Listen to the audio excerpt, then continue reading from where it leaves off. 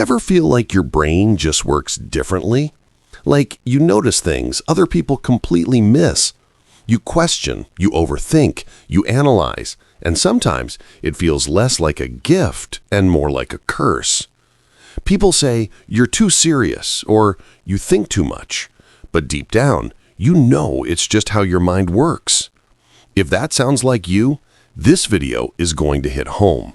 Because today, we're breaking down 10 subtle signs you might be a highly intelligent person, even if you don't always feel like one.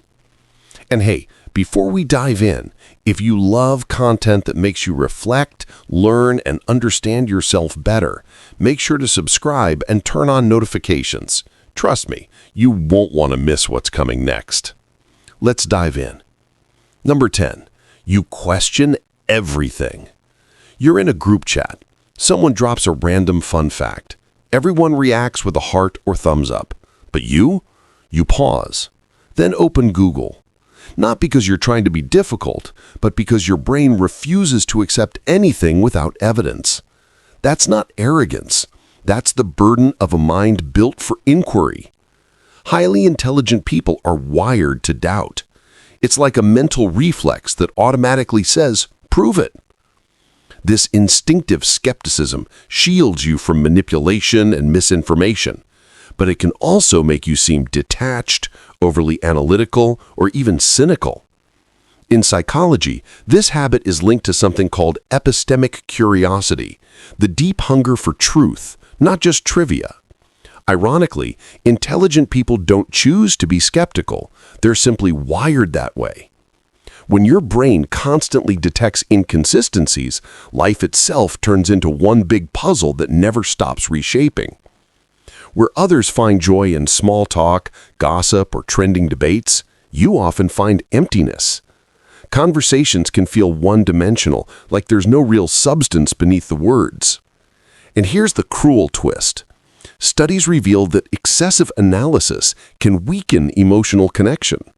While others bond through shared feelings, your mind is busy dissecting motives and patterns.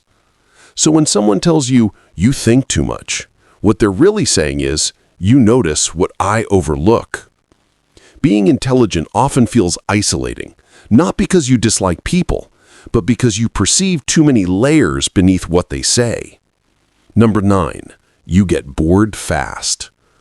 You start a new job, hobby, or Netflix show. And 2 weeks later, it feels dull. Not because it's bad, but because your mind already cracked the code. Highly intelligent people have what psychologists call a low tolerance for mental monotony. Once something stops challenging them, their brain starts screaming for stimulation. That craving for novelty operates like an addiction. It's the same dopamine rush thrill seekers get from extreme sports. Only your thrill comes from ideas, complex concepts, unsolved mysteries, deep debates, fresh projects.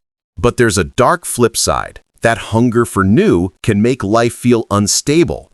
You might bounce between passions, relationships, or careers, not because you're unreliable, but because your brain is addicted to mental adventure. Psychologists call this the novelty paradox. The smarter you are, the harder it becomes to stay entertained by the ordinary.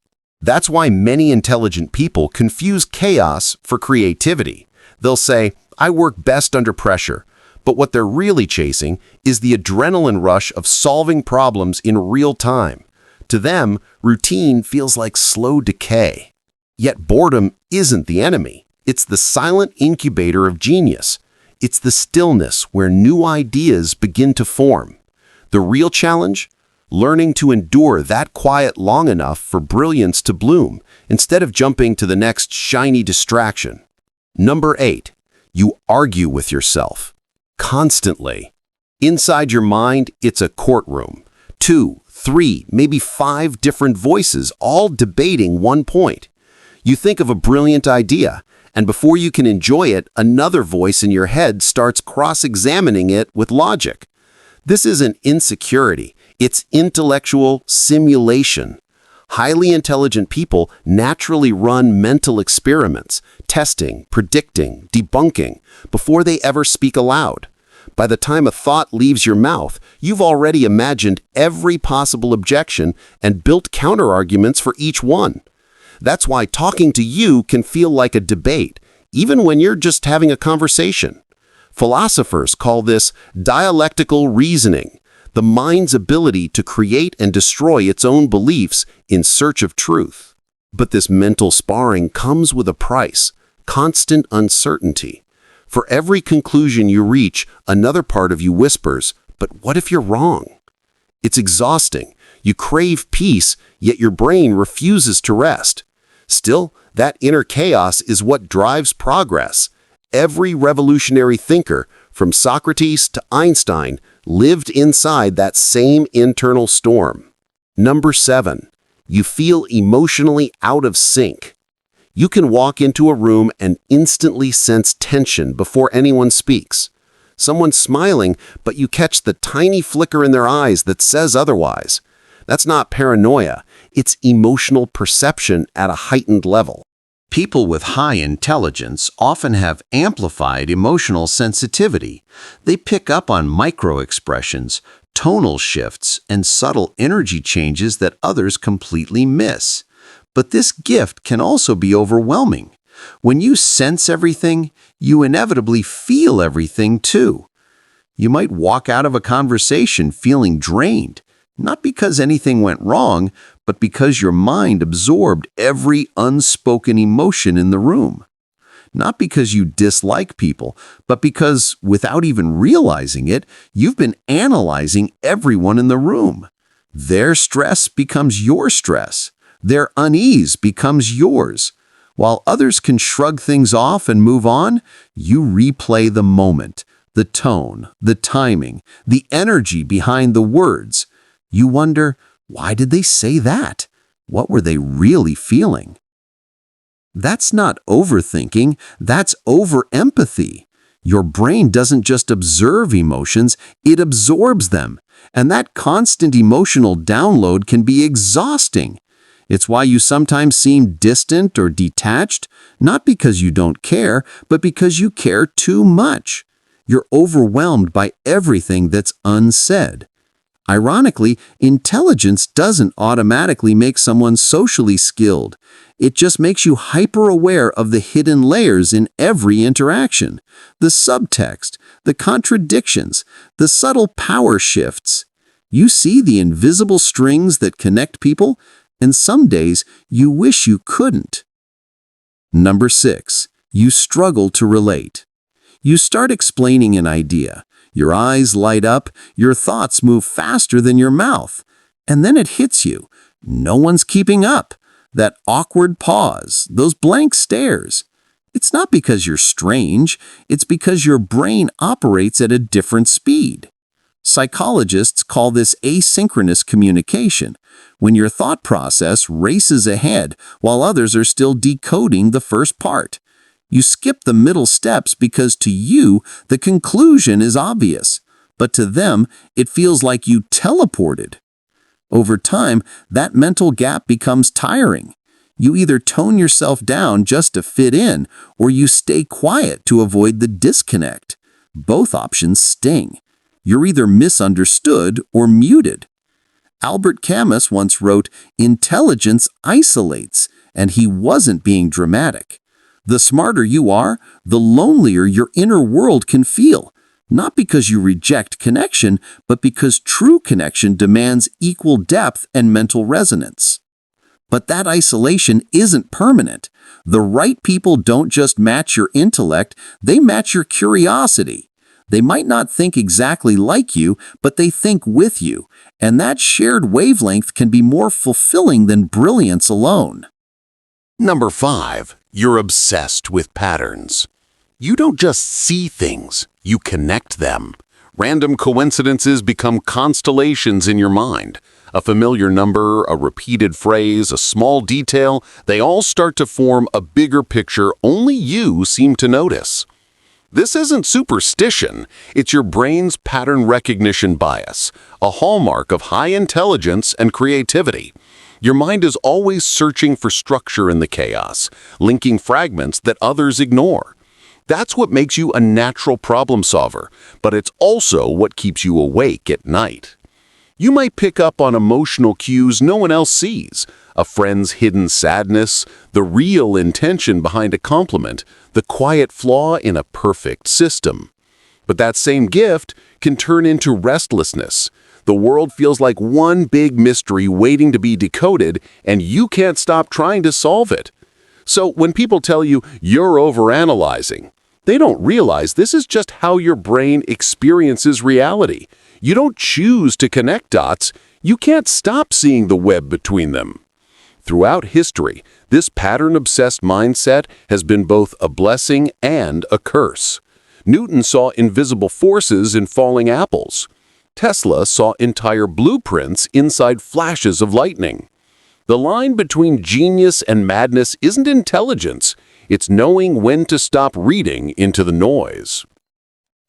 Number 4, you hate small talk. You can do it, the weather, the weekend plans, the office banter, but every sentence feels like sandpaper on your soul.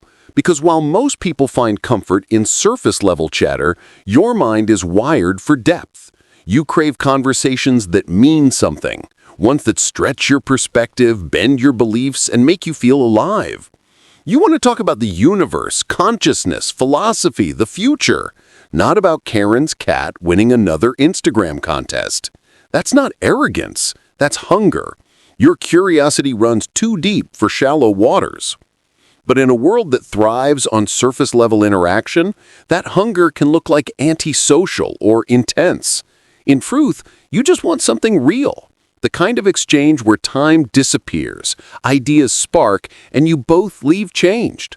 Still, here's the paradox. Small talk is often the bridge to deep talk. It's the warm-up, the calibration, the handshake before the mind dive. Learning to navigate it doesn't make you fake. It makes you adaptable. Because sometimes that weather conversation isn't meaningless. It's a quiet invitation. The person making small talk might just be another deep thinker, testing the waters before revealing their depth too. Number 3, you have a dark sense of humor. You laugh at things you probably shouldn't. Not because you're cruel or cold, but because your mind processes absurdity faster than your emotions can censor it. According to researchers at the University of Vienna, people with higher IQs tend to appreciate dark humor. Jokes about death, tragedy, or irony. Why? Because truly understanding dark humor means holding two conflicting realities at once, the pain and the punchline.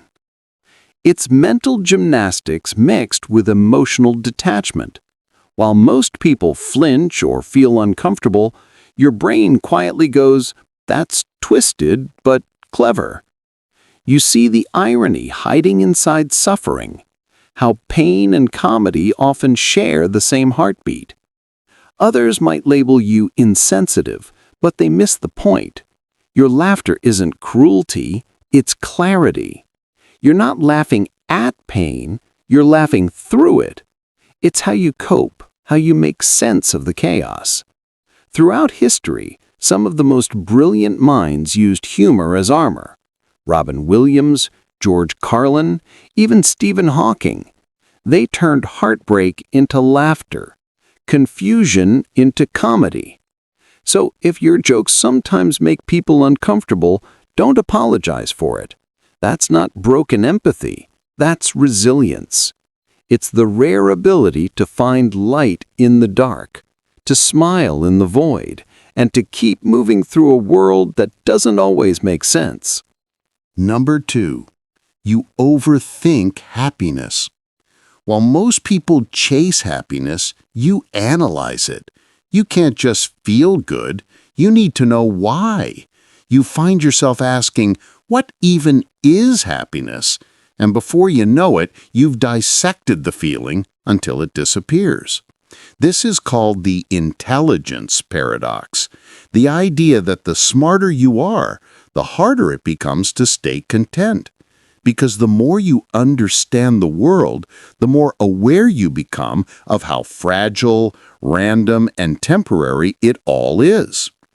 You might hit a milestone and feel joy for 5 minutes before your mind starts asking, what's next? What's the point? It's not depression, it's awareness turned inward.